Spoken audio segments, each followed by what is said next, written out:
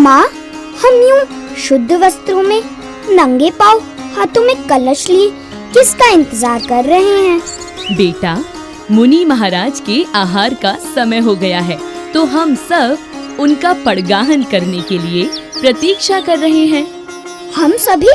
पर मुनिराज तो एक है और यहाँ तो बहुत सारे लोग खड़े हैं।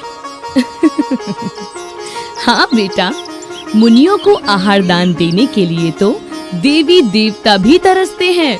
क्यों माँ, ऐसा क्या है इस आहार दान में?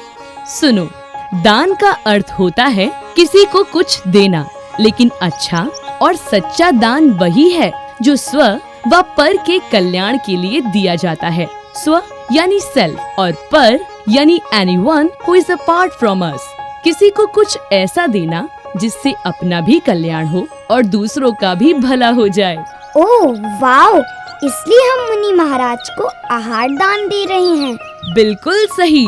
और आपको पता है, दान 4 टाइप्स के होते हैं। फर्स्ट, आहार दान यानी प्योर और हेल्दी फूड का दान देना।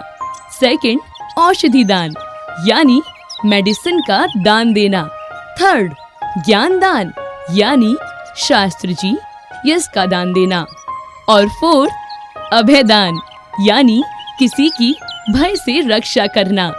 तो फिर माँ, आप तो मुझे daily tasty and healthy food बना के खिलाती हो, तो क्या आप डेली आहार दान देते हो? नहीं, ऐसे नहीं।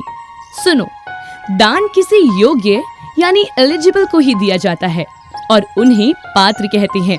अपने जैन धर्म में 3 प्रकार के पात्र यानी एलिजिबल पीपल बताए गए हैं। पहला, जघन्य पात्र, ऐसे लोग जिनके अभी 5 पापों का त्याग तो नहीं है, लेकिन वे सम्यक दृष्टि हैं, उन्हें जघन्य पात्र कहते हैं। दूसरा होता है मध्यम पात्र, जिनको दान देना जघन्य पात्र को दान देने से बेटर होता है, उन्हें मध्यम पात्र कहते हैं, जैसे आरिका माता जी, एलक जी, छुल्लक जी आदि। और तीसरा होता है उत्तम पात्र, जिनको दान देना सबसे बेस्ट होता है, उन्हें उत्तम पात्र कहते हैं, जैसे आचार्य महाराज जी, उपाध्याय जी या मुनि महाराज जी।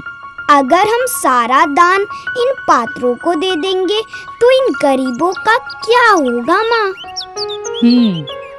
याद है मैंने तुम्हें क्या कहा था? जो स्व और पर का कल्याण करे वही सच्चा दान होता है। बेटा, इन चारों दानों से अलग एक करुणा दान भी होता है।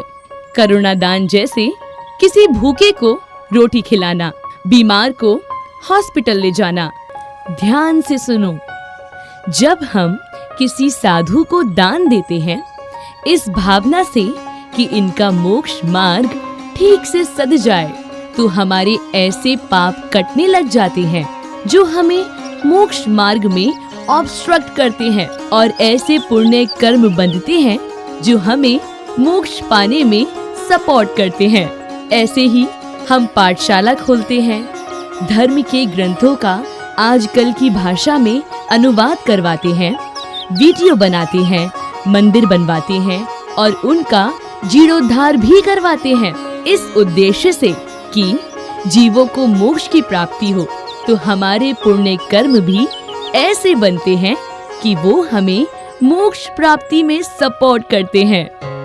अच्छा मम्मी, मैं सोच रहा हूँ इस बात पर और मुझे समझ में भी आया कि अगर हम करुणा दान करेंगे तो इस भावना से कि इनका शारीरिक कष्ट खत्म हो जाए, तो हमारे ऐसे पाप कटने लग जाते हैं जो हमें भी शारीरिक कष्ट देते हैं और हमें सुख मिले।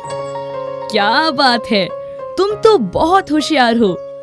हाँ, हमेशा ध्यान रखना, हम जैसे पात्र को दान देते हैं और जिस भावना से देते हैं वैसा ही हमें लाभ होता है। तो हमें सब प्रकार के दान परिस्थिति को देखते हुए सोच समझकर करने चाहिए। लकीर के फकीर नहीं बनना चाहिए। माँ, मेरे हाथों में ये एप्पल्स हैं, मुझे क्या करना चाहिए? महाराज जी का वेट करूं या उस भूखे बच्चे को दे दूं? बेटा, 2 बातें हमेशा याद रखना। कुछ काम इम्पोर्टेंट होते हैं, लेकिन कुछ अर्जेंट होते हैं। आपको सिचुएशन देखकर एनालाइज करना होगा कि ये इम्पोर्टेंट है या अर्जेंट। जैसे अभी ही देख लो, मुनि महाराज एक स्पेसिफिक टाइम पर बस एक बार ही आहार लेते हैं और वो बच्चा अभी 2-3 आवर्स वेट कर सकता है। तो आपको क्या करना चाहिए? पहले आहार, फिर उस बच्चे को एप्पल्स, क्योंकि आहार दान is more important. Yes, perfectly right. Let's try one more time. Imagine, आप मंदिर जा रहे हो और तभी एक बच्चे को बहुत जोर से चोट लग जाती है। तब आप क्या करोगे? माँ, it's urgent situation. I will definitely help him first.